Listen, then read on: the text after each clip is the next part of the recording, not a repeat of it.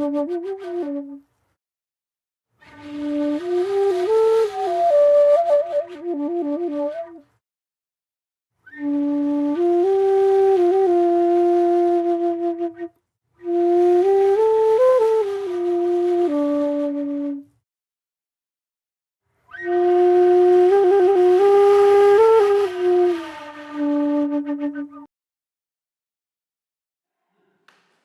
primavera del año 2018.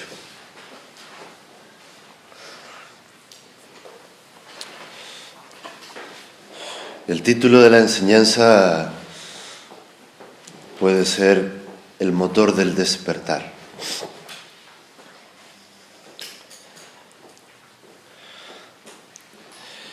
Y en el inicio de un retiro como este, siempre suelo preguntar lo mismo. ¿Qué hacen aquí? ¿Y por qué ven necesaria la práctica meditativa? Y también suelo preguntarles qué van a hacer a partir del domingo. Después que los fuegos artificiales así del Dharma ya se van acabando, ¿no? Como la fiesta en los pueblos. Dicen, ya habrá que ir a trabajar el lunes.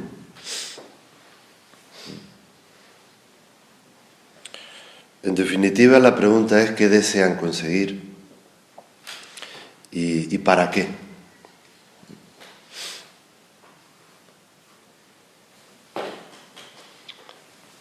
¿Verdad que algunos ya han oído estas preguntas?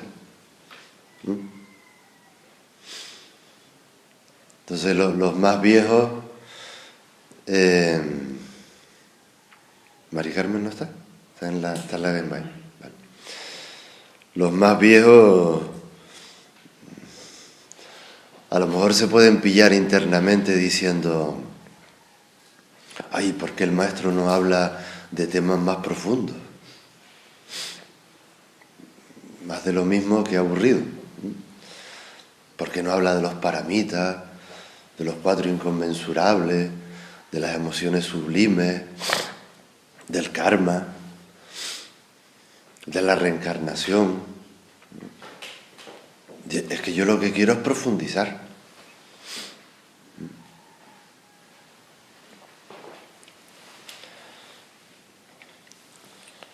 Hoy también les he traído otro cuento. Aunque confío que el de anoche lo siga taladrando desde aquí hasta la eternidad. Había una vez, en el lejano oriente, un hombre considerado muy sabio. Un joven viajero decidió visitarlo para aprender de él. Y le dijo: maestro, me gustaría saber cómo puede uno llegar a ser tan sabio como usted, ¿no? Es realmente sencillo, le dijo el maestro. Yo solo me dedico a descubrir perlas de sabiduría. Dice: ve, mira para allí, ¿ves aquel baúl tan grande? Está lleno de perlas. Y el alumno dijo: ah, sí. Y el maestro le dijo: son las que he acumulado durante toda mi vida. Entonces el chico dijo: ah, sí, pero ¿dónde puedo encontrarlas? Están en todas partes. Es cuestión de discernirlas. La sabiduría siempre está preparada para quien está dispuesto a tomarla. Es como una planta, le decía el maestro, que nace dentro del hombre, evoluciona dentro de él, se nutre de otros hombres y da frutos que alimentan a otros hombres. Ah, ya, decía el joven alumno, ¿no? Lo que me está usted diciendo es que debo ir descubriendo lo que hay de sabio en cada persona para crear mi propia sabiduría y compartirla con los demás. En aquel momento parecía que las palabras de aquel joven se fueran formando como una pequeña nube de vapor de agua que se condensaba y se condensaba hasta solidificarse en una pequeña perla. Inmediatamente el maestro la cogió y la puso dentro del baúl. Y le dijo: realmente mi única sabiduría es recopilar estas perlas para después saberlas utilizar en el momento adecuado.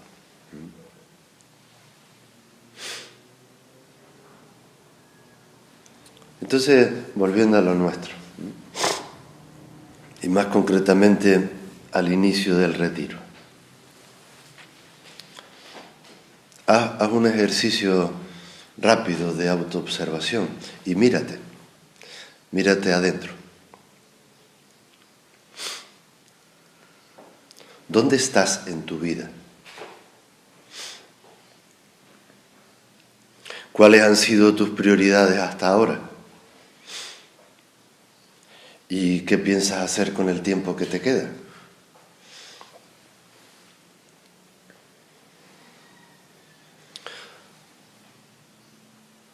¿Somos realmente lo mejor que podemos ser?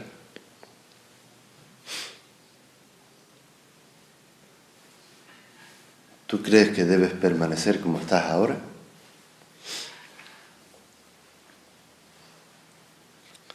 ¿Tú te aceptas en lo que somos? Es decir, una mezcla de luz y de sombra, de buenas cualidades por un lado, de algunos defectillos por otro. Si la respuesta fuera no, ¿qué puedes hacer por mejorarte a ti mismo y a ti misma?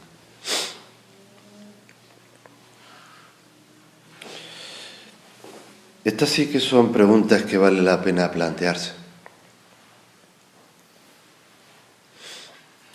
Sobre todo, si llegamos a la siguiente conclusión.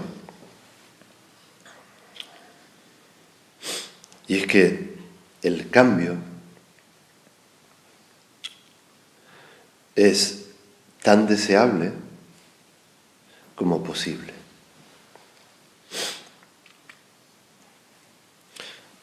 Quizá por eso están aquí y sea la verdadera llamada para acudir al retiro. Quizá está brotando en ustedes, en ese corazón sensible, un brote verde de esperanza que anuncia la primavera. Como ese poema de Machado de A un olmo seco. Algunos brotes verdes le han salido.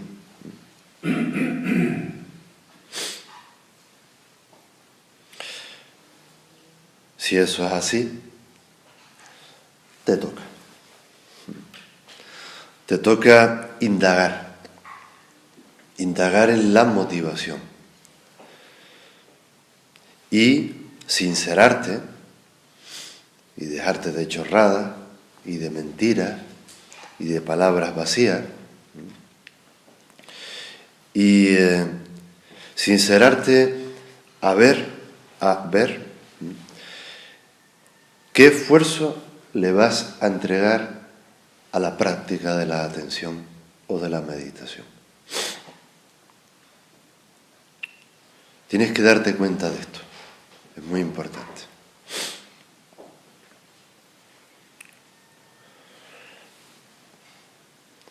Esto está en relación al título del Teisho, del motor, del despertar, ¿no?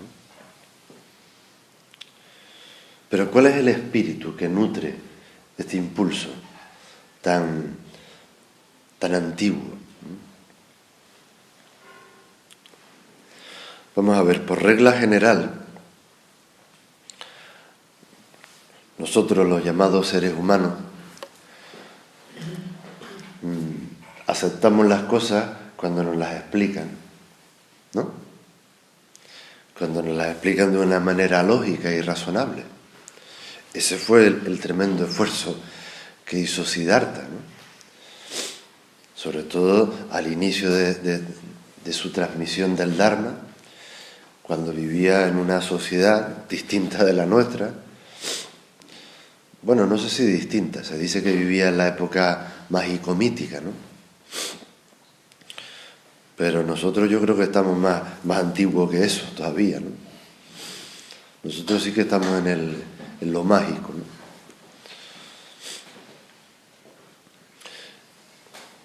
Entonces, él se esforzó porque el lenguaje de la enseñanza, de la esencia, de la práctica, fuera claro, ¿no? Y fuera comprensible. Que fuera sencillo, vamos, para entendernos, ¿no?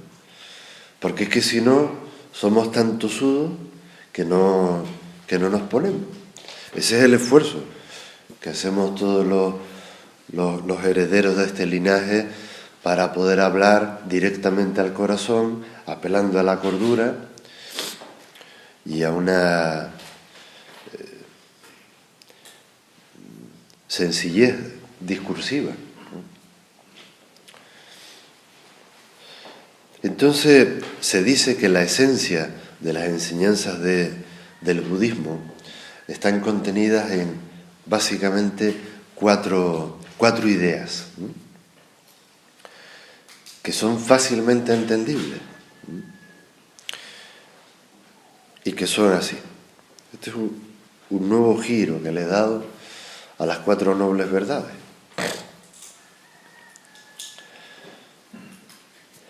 La vida se vive como sufrimiento cuando perdemos la atención. Podemos recuperarla y mejorar nuestras relaciones siempre, en cada momento.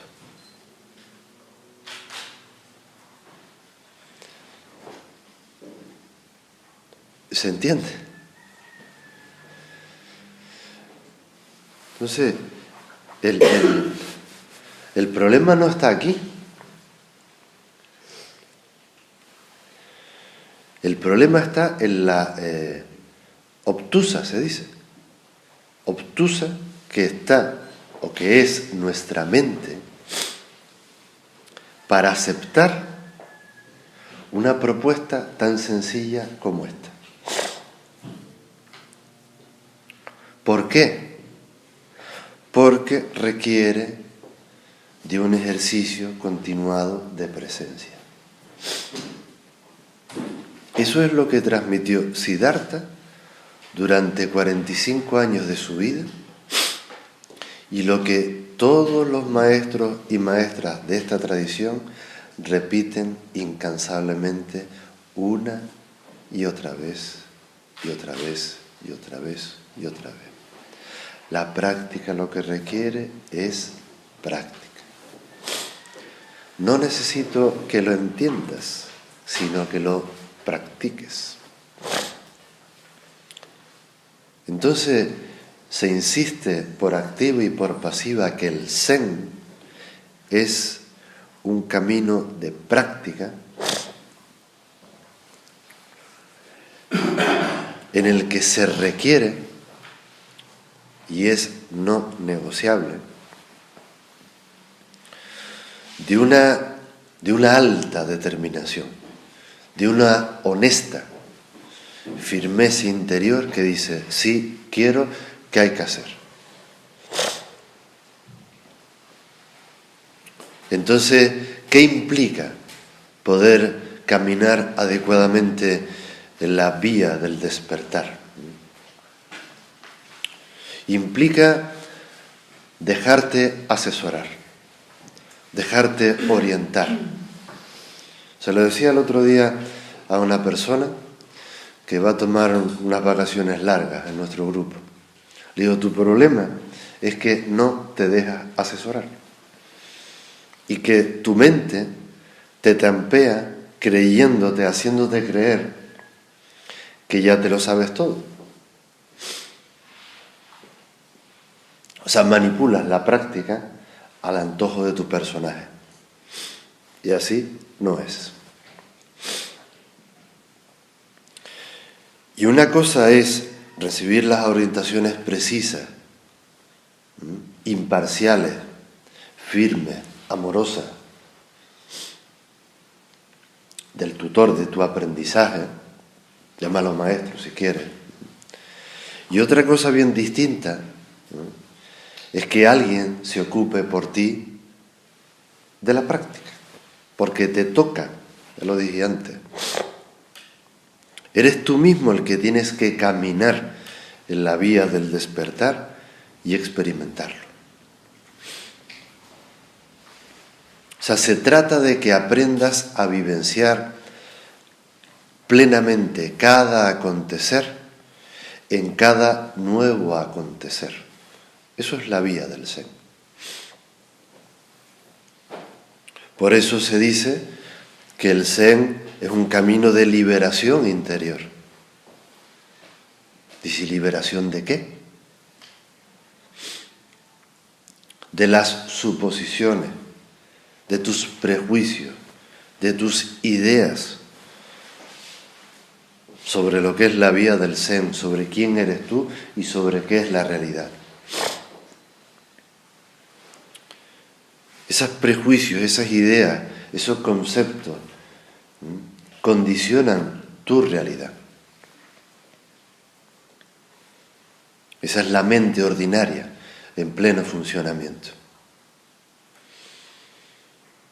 Entonces, según el budismo, la mente no es una entidad.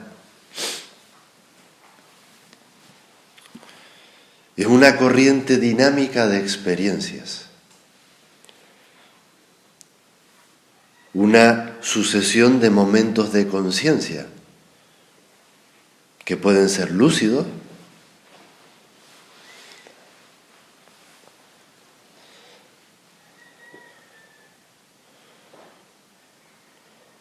o poco claros, oscuros. Momentos cognitivos distorsionados.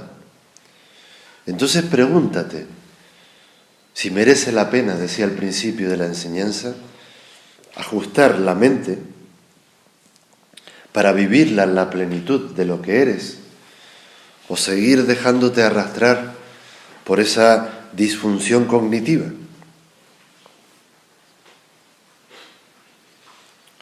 Si sigues dejándote llevar por lo último, todas las experiencias que sigas viviendo van a estar marcadas por la confusión. Y eso genera sufrimiento. Ahora bien, ¿por qué estamos aquí? Porque sentimos, anhelamos el poder vivir esa continuidad de conciencia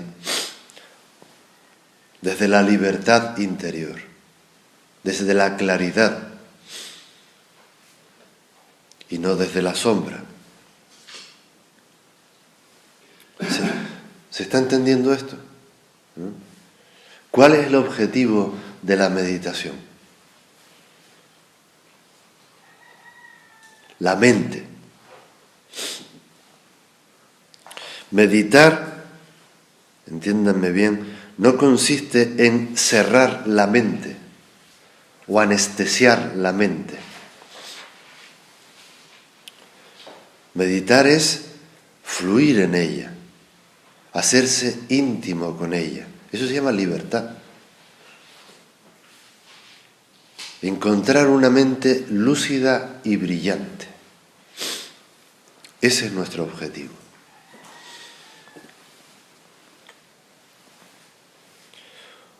Por ello, el Zen es un camino práctico. que al transitarlo, eso deriva o desemboca en una apertura, en una revelación con V de la verdadera naturaleza del ser. Por eso el Zen es un continuo descubrimiento de la verdad.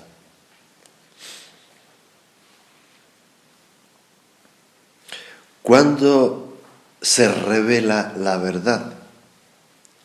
Cuando tu mente no se detiene sobre nada.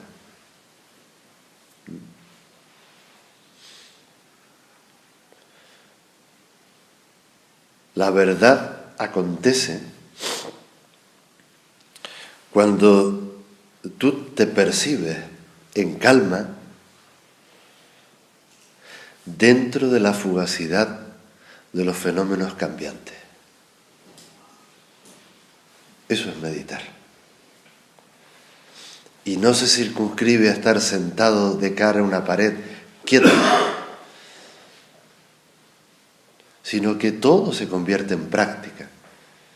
Un escuchar las enseñanzas, un tomar un desayuno informal, un trabajo consciente al aire libre, en calma, interior, en una apertura participativa, fluyendo a través de la mente, observando con calma cómo todo se va presentando tal cual es.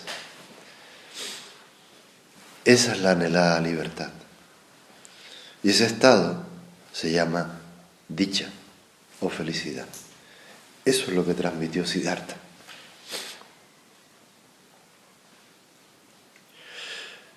Entonces, para saber lo que es el Zen, más bien para no saberlo,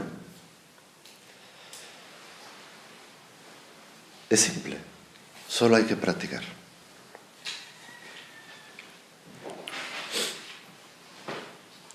Por eso en el Zen es fundamental la experiencia personal. Porque el Zen consiste en una vivencia interior. Los maestros simplemente alumbramos el camino, ¿no? Como el Inkin, ¿no? Que es la luz que alumbra, ¿no? el camino. Pero como yo le ponga atención a los sonidos del Inkin y no le ponga atención a mis zapatos y a mis pies, me tropiezo y me caigo. Es simple.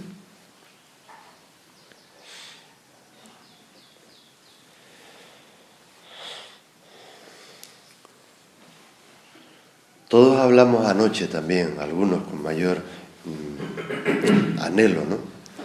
De, ay, qué ganas de recuperar el silencio, ¿no? De entrar en el samadhi, de la quietud diamantina del silencio. Y ya dije que el silencio es el preámbulo de la conciencia despierta, de la mente lúcida, es cierto. Pero en el Zen no es el silencio del desierto, no es un silencio ajeno a la manifestación de la vida misma. O sea, no es el silencio de un cadáver. No, se trata de un silencio integrado en la plenitud de cada acontecer. Es decir, un espacio interno que está más allá de todas las antítesis mentales. Porque existe el silencio absoluto, que es lo que querría la mente que todo lo categoriza. Inténtenlo. Aunque se metan en lo más profundo de una cueva, completamente hermética y cerrada, por todos lados, como mínimo vas a oír el latido de tu corazón y el sonido de tu respiración. ¿Entienden las trampas de la mente? ¿No? Esa es la antítesis, esa es la dualidad, esa es la que nos tiene siempre fuera del fluir del cada acontecer.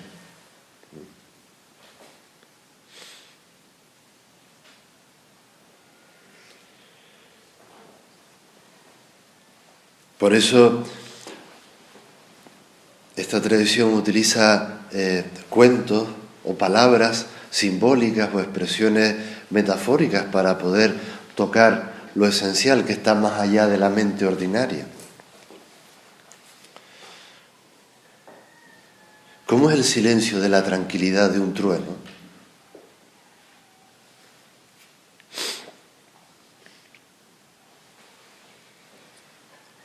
¿Acaso hay tranquilidad en el centro de la tormenta?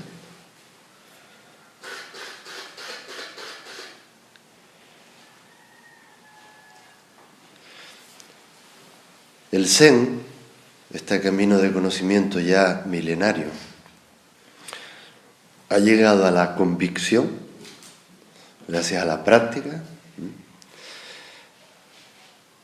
de que nuestra habitual manera de pensar es incapaz de satisfacer nuestras verdaderas necesidades.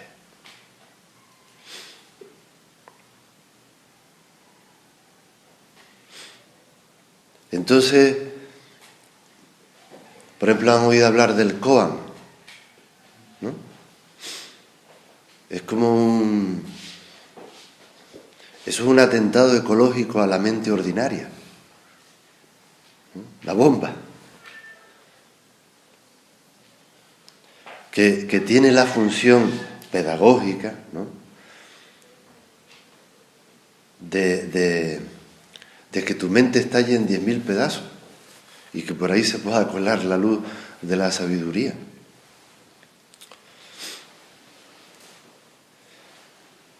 Y algunos maestros utilizan determinadas frases, ¿no? o mensajes fuerza para llevar a sus alumnos a trascender la lógica. Es importantísimo trascender la lógica ordinaria en la práctica del Zen. Tampoco hace falta que todos los maestros se pongan aquí con el grito y el palo, ¿no? Que eso fue un maestro de la antigua China. Es una chorrada pensar que el Zen es muy rígido, muy austero, muy cañero, pero chiquitas chorradas. El Zen es lo que es, no las ideas que tú te hagas de eso. Por eso los koan, ¿no? Como este, ¿no? Cuando paso sobre el puente, no es el agua la que corre, sino el puente.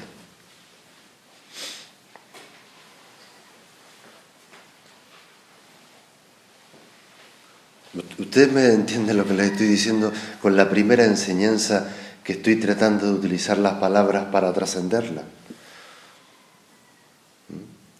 Porque necesitaba enmarcar desde el principio de qué va esto. Entonces, somos esclavos de las palabras y de la lógica.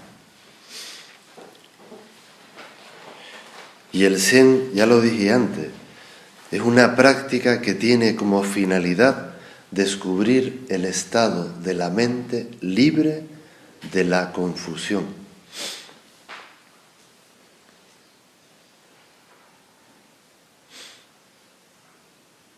Entonces, ¿qué es lo que requiere la práctica del Zen de ti? Que consigas un punto de vista completamente nuevo. Un punto de vista o un encaje, un anclaje interior que te permita de verdad profundizar en el misterio de la vida y de la muerte, en el secreto de la naturaleza, en los entresijos del universo. Pero mientras sigas considerando la lógica como algo definitivo, no disfrutarás de la libertad del espíritu. Y los hechos, los reales, no los que tu mente imagina, Los hechos reales seguirán pasando delante de ti y tú sin darte cuenta.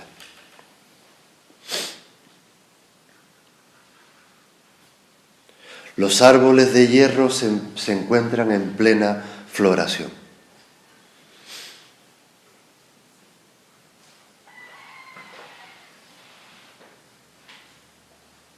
Los árboles de hierro se encuentran en plena floración. Claro, porque es primavera. Dirá la mente, que inmediatamente para poder entender eso lo asocia con algo que le da seguridad. ¿Cómo?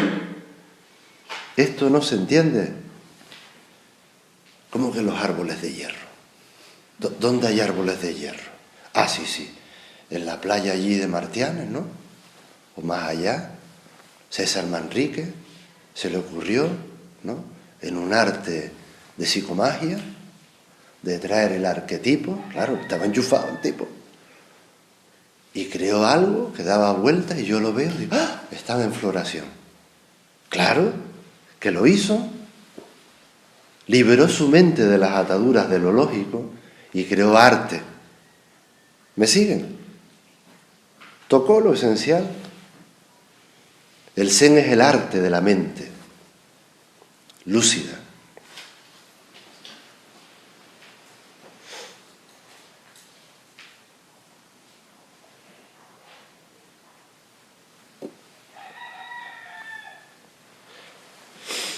Entonces, ¿qué es lo que aparece?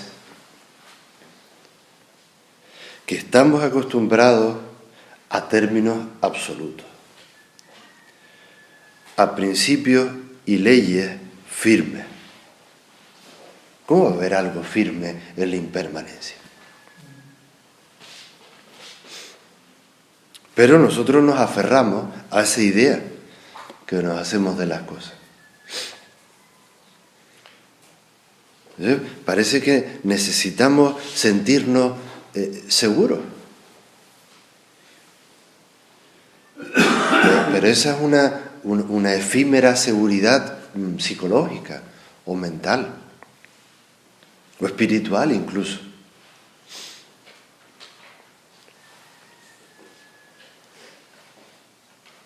Una vez le preguntaron a un maestro, ¿y usted dónde va a ir cuando se muera?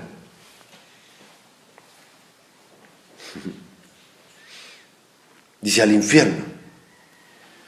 Dice, porque allí se necesita más ayuda.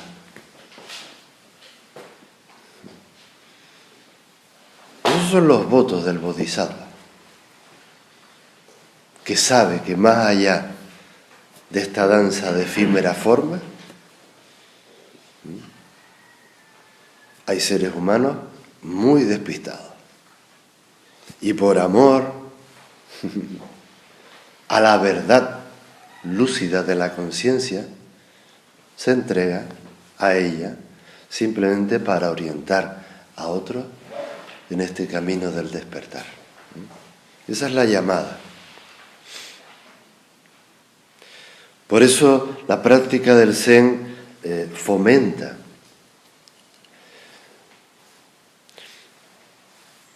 de una manera sutil, si quiere, no forzada,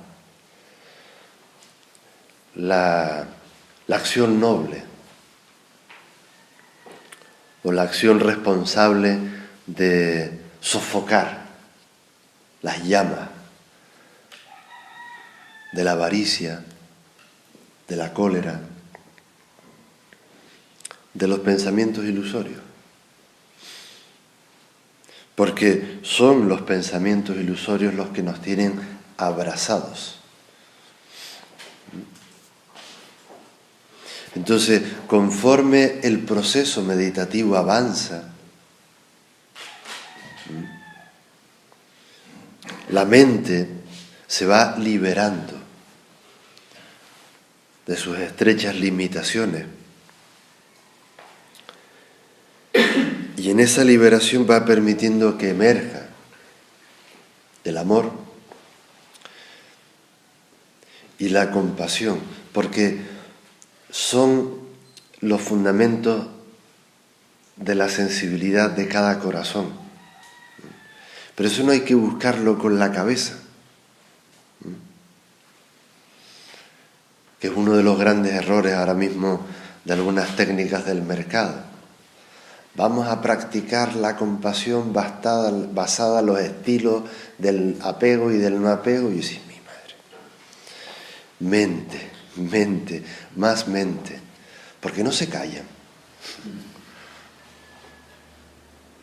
Y se entregan al no hacer. A que sea la presencia la que realmente hable, con luz propia y con sabiduría. ¿Comprenden esto? Y no es que seamos aquí los únicos que tengamos el poder de la sabiduría. No, el Zen utiliza una metodología para permitir la liberación de esa natural emergencia del amor o de la compasión, pero no es desde la cabeza.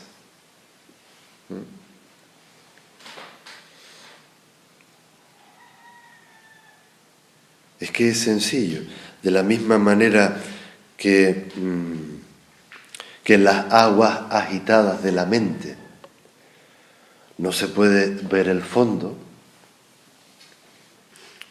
en las aguas calmadas de la mente se puede ver tanto el fondo como el reflejo de lo que está afuera. Eso se llama transparencia. Por eso el Zen es transparente, está desnudo de toda forma a la que puedas adherirte. Pero también se insiste en que hay que tomar partido en favor de la acción frente a la reflexión. Por eso se dice que el Zen, la práctica del Zen es sin mente, mu-shin, ¿no? Sin pensamiento.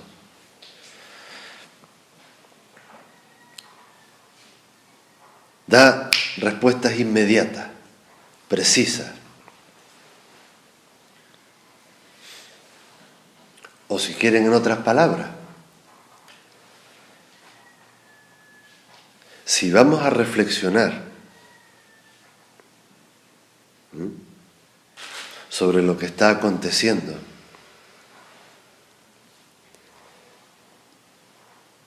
vale, hagámoslo sin reflexionar.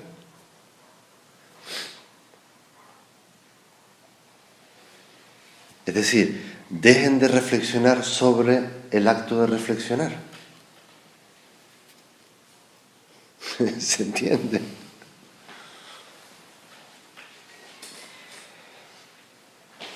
Maestro, ¿qué es el Zen? Sigue caminando. Es difícil de entender.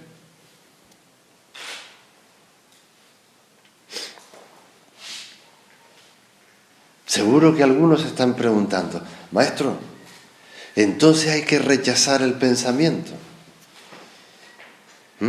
Típica pregunta que nos hacen en las iniciaciones al Zen.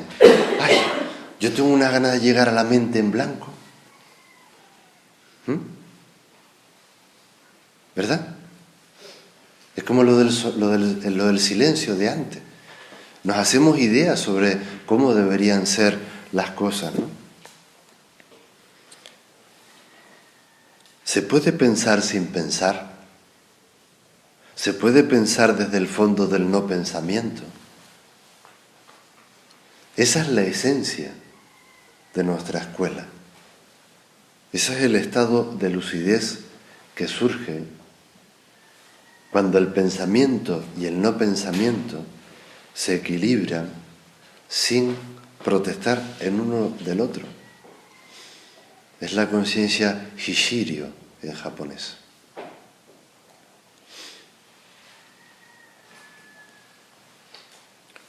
Tratar de barrer los pensamientos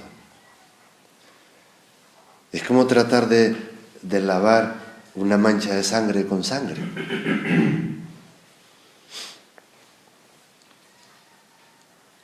Conviene que nos demos cuenta de que cualquier pensamiento no es más que una construcción mental temporal.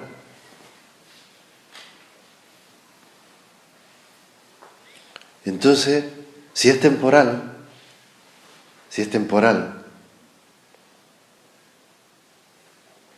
conviene ni tomarlo, ni rechazarlo. Es sencillo. El mensaje es sencillo. ¿Qué tal si pudiéramos fluir con los pensamientos? Ser los pensamientos.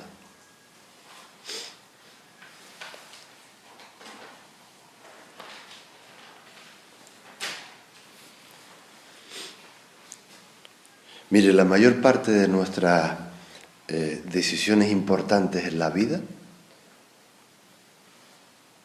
surgen de una corazonada. ¿Eso lo entendemos? Quizás estemos todos aquí por una corazonada.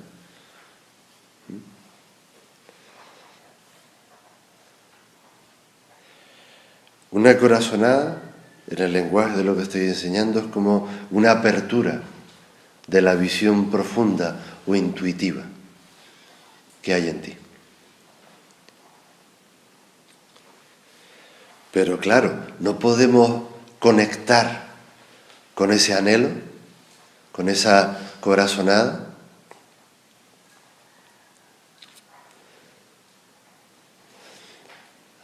a no ser que relajemos el control neurótico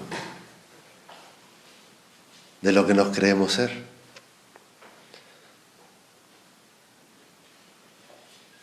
Ahora que estamos en el lenguaje crístico, me rindo, ¿no? Hágase en mí según tu voluntad. O algo así se dice, ¿no? Me rindo. Ríndanse. Suelten la neurosis de control.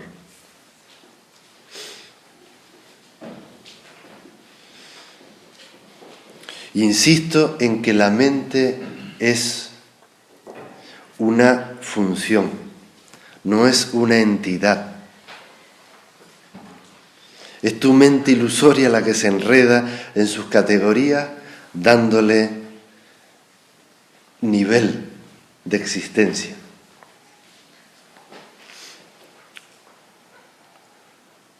Y al hacerlo, se pone al servicio del fanfarrón que tenemos dentro, del personaje, del fantoche, como digo yo. Ese que se cree dueño de todo. Tanto, o sea, es tan alucinante la ilusión que tiene que se cree dueño de sí mismo. Pero muchacho, ¿quién eres tú? ¿No hemos dicho que los pensamientos son efímeros y no perdurables? ¿No será que tú eres una idea? ¿Y cuál es la sustancia real de las ideas? ¿Me lo puedes explicar? A ver si yo lo entiendo.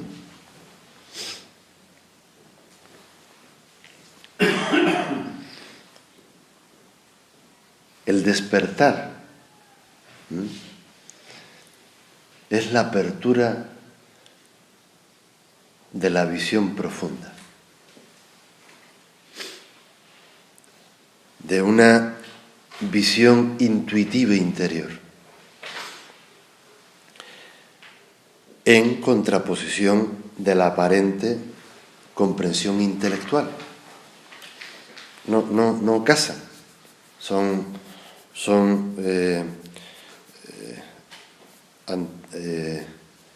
contrarios, son contrarios. Por eso es lo de los koans que decía antes. Por eso hay que dejar a un lado las palabras y entrar en el silencio diamantino de la presencia. A ver si conseguimos con ello que, ¡clac!, algo haga un cambio en nuestro uso de la mente, porque la necesitamos, porque forma parte de nosotros. También se habla del despertar con el concepto satori, en japonés, ¿no? El satori es el descubrimiento de un nuevo mundo. Pero no es que sea nuevo, siempre está ahí. Esa realidad siempre está ahí. Pero permanece desconocida en medio de la confusión que genera la mente dual.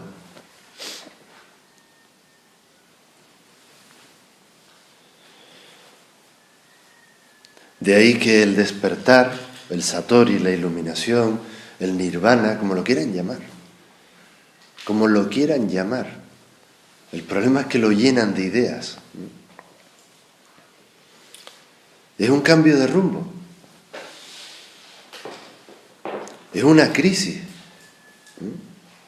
Por eso, bienvenido al maremoto en el que estás metido, Adrián. Es que si eso no fuera así, esto no funciona.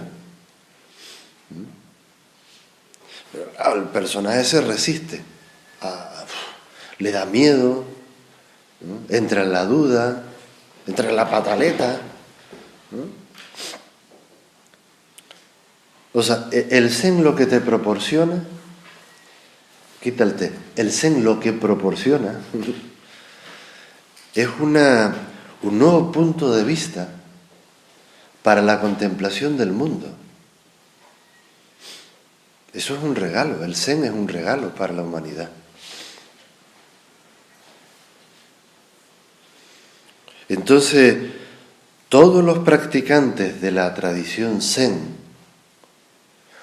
usan la mente, fíjense lo que estoy diciendo, como un espejo.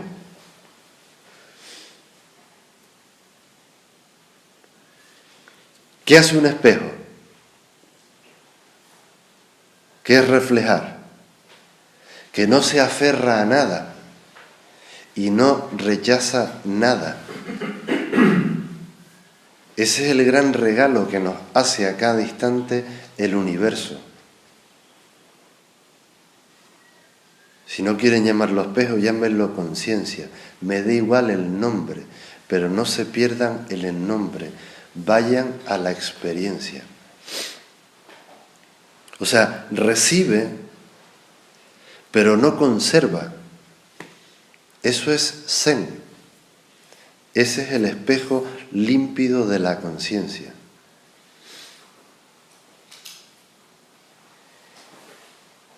Pero esto que estoy comentando como maestro de meditación Zen aparece en la sabiduría de cualquier pueblo, de cualquier cultura, de cualquier filosofía.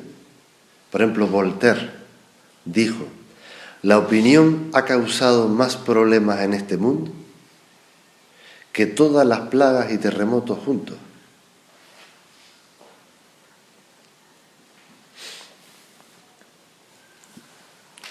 Entonces,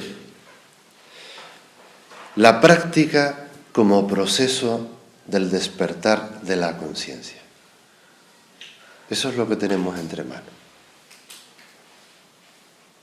No se trata de desplegar una actividad desenfrenada o frenética, ¿no?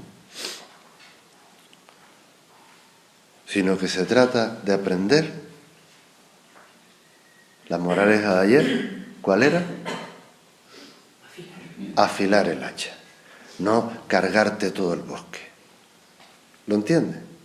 Afilar el hacha, tranquilito, ahí en tu zafo, afilando. ¿Quién soy yo? Todavía no me veo. ¿Quién soy yo? No me veo. ¿Quién soy yo? Ah, me veo. ¿Qué pone? No yo. Ah, me veo. Afilar el hacha. Entonces, esto es meditar. La emergencia natural de una conciencia clara. Despierta. Meditar es un entrenamiento a permanecer en la presencia. ¿Y eso qué implica? Un continuado trabajo de atención. ¿Qué es atención?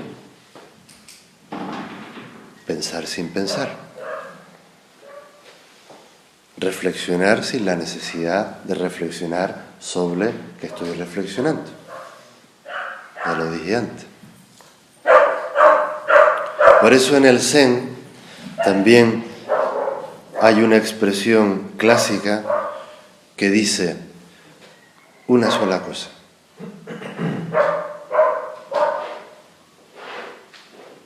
¿Qué quiero decir con esto? Que perdemos energía cuando dispersamos la atención. O sea, tratamos de hacer varias cosas a la vez.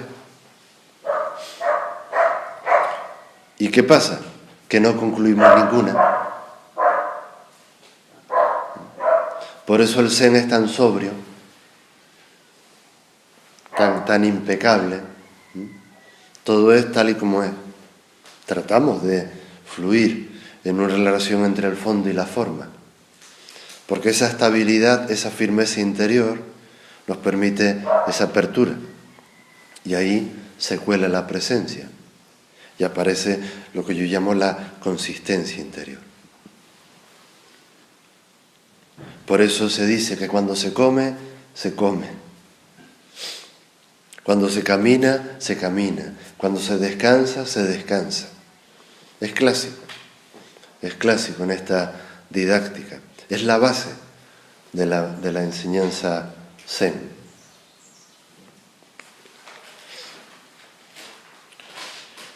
Y con respecto a la práctica como un proceso del despertar, cuando se produce el despertar, es repentino. En el sentido de que ocurre de golpe.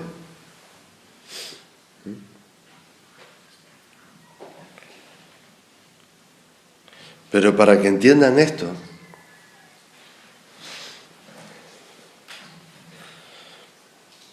es como el agua que se pone al fuego, ¿no?, para hacerte una infusión.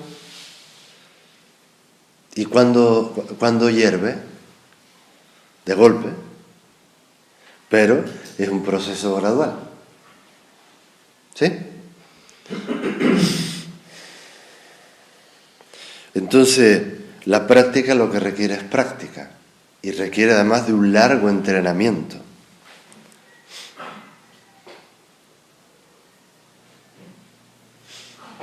Entonces, cuando menos te lo esperes, cuando tu mente haya sido ya completamente, cuando haya descansado, cuando sueltes la neurosis de control, ¡pac!, aparece una comprensión, un satori, un despertar. Uno, aunque sea uno. O sea que la mente lo quiere todo, la mente se cree ya que el despertar es, wow, eso ya es la sabiduría suprema, ya puedo explicar todas las leyes del universo, la de la termodinámica, la de los telómeros, todo, yo qué sé. Ya lo comprendí, entonces, wow, mi madre con la mente. Hace poco una imagen que vino en el Dojo Zen de Tenerife, no sé si la recuerdan algunos de los que estábamos allí meditando, la imagen, ¿no?, que me atravesó por dentro y por fuera, fue una expansión como de dicha y de felicidad, fue: Zazen es como un rayo penetrando hasta el fondo del océano e iluminándolo todo de golpe.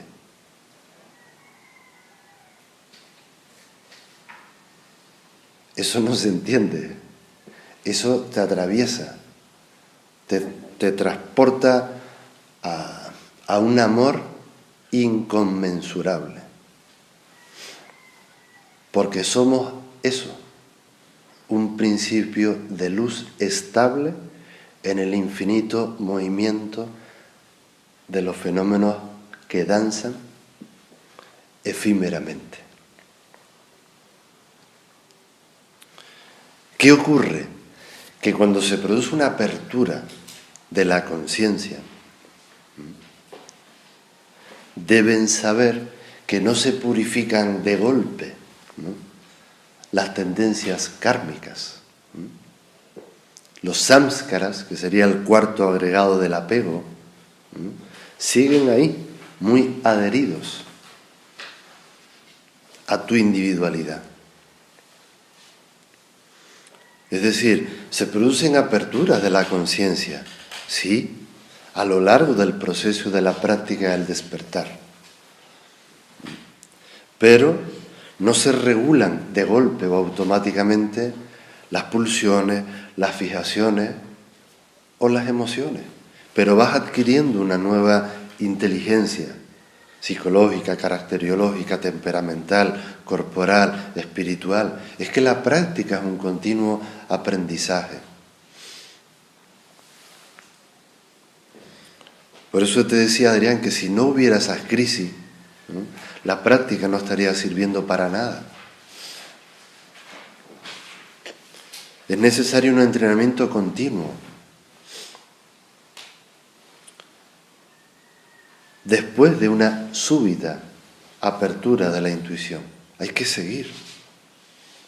Porque es que si no, gana el personaje, que se cree que ya ha aprendido, que ya ha cogido algo, entonces se olvidó de ser espejo. ¿Entienden esto? Esta es la primera enseñanza del retiro. Entonces, no se trata de ver una cosa distinta de lo que es, sino de verla de otro modo. Necesitamos un desencajarnos de la manera en que tenemos de ver y de relacionarnos con las cosas, incluido tú. Entonces, cuando la mente se libera de conceptos como sagrado o profano, vacío o forma, propio o ajeno, entonces la verdad aparece.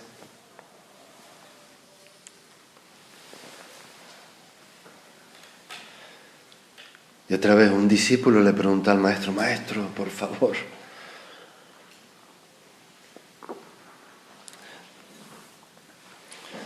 dígame qué es la realidad. Y le dijo: mi vida entera.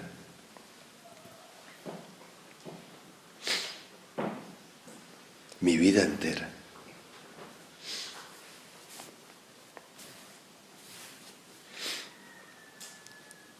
¿Cómo descubrió Galileo los anillos de Saturno?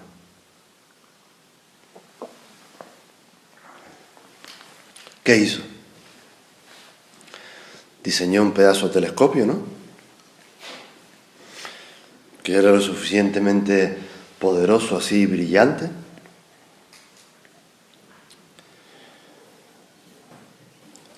Ya ustedes tienen un pedazo de telescopio.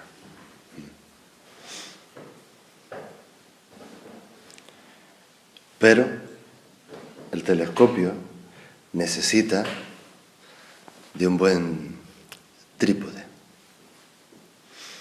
Necesita que lo estabilicen bien.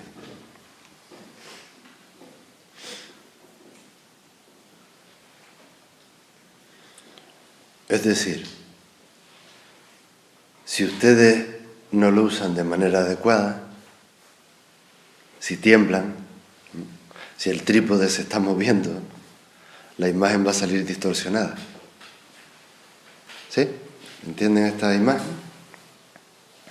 Entonces,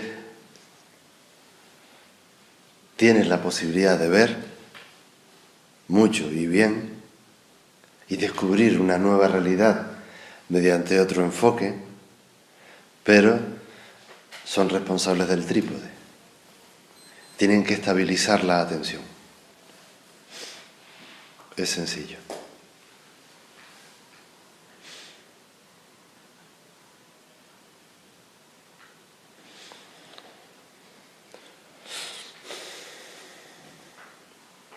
Entonces, deben refinar la capacidad de mirar dentro. Entonces, para eso se requiere mucha estabilidad.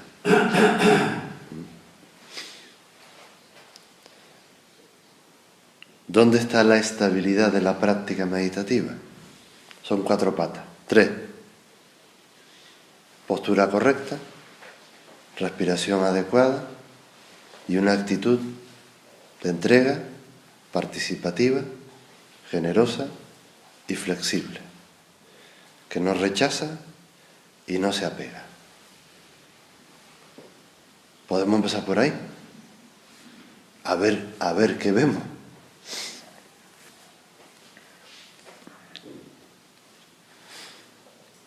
¿Se entiende esto hoy? Es observar sin querer cambiar lo que se presenta delante de la cámara.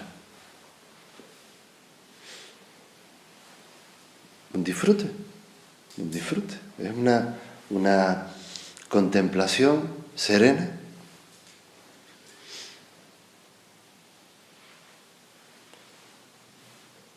Entonces, esta vivencia, poco a poco te va a ir aportando informaciones muy concretas sobre las grandes preguntas: ¿quién soy yo y qué es esto?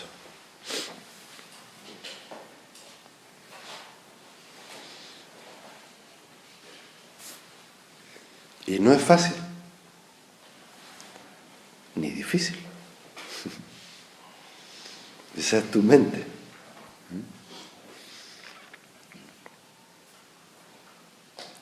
Recuerda que cada pensamiento que aparece en la corriente de la conciencia no es rechazado y tampoco es estimulado. Esa es la base. Cada pensamiento dura lo que tiene que durar. ¿Saben? Actúa como las nubes sobre el cielo. Aparece, no se sabe ni cómo, ni cuándo, ni por dónde. Se presentan, adquieren una forma, luego quizá otra, o permanecen durante un tiempo. Y luego, con el aire de la impermanencia, se disuelve.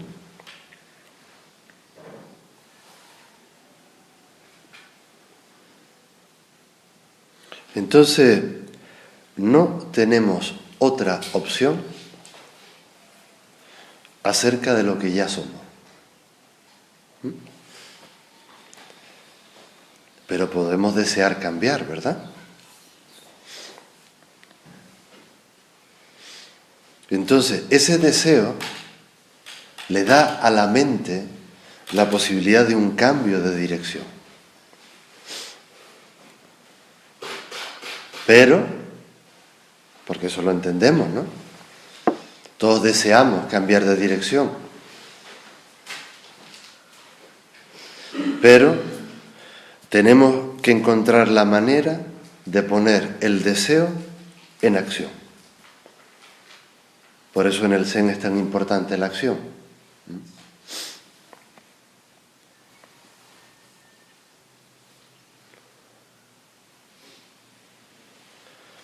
Y yo creo, por acabar, es que tenemos que sincerarnos. Nosotros aceptamos en nuestra vida cotidiana que No encontramos nada extraño en hacer una carrera de 5 años universitaria, en mi caso, ¿no? En aprender a caminar lleva tiempo, en aprender a escribir, en aprender a leer o acabar un libro, no sé, en adquirir distintas habilidades profesionales. Pasamos haciendo un montón de horas en el gimnasio con la operación bikini o tanga o como se llame, ¿no? Para fortalecer nuestro cuerpo, ¿no? Para alimentar un poco más la autoimagen y eso, ¿no? Bueno, por sentirnos sanos, para no meterme con el personaje, ¿no?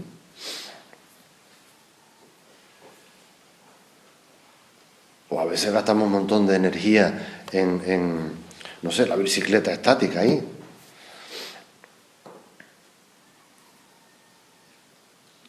Aceptamos que hacer estas tareas requiere de un esfuerzo, de un entrenamiento, de un entusiasmo. Habrá algún propósito, ¿no? Tú tienes algún interés. Entonces, el interés está porque tú sientes o crees que detrás de ese esfuerzo van a venir beneficios.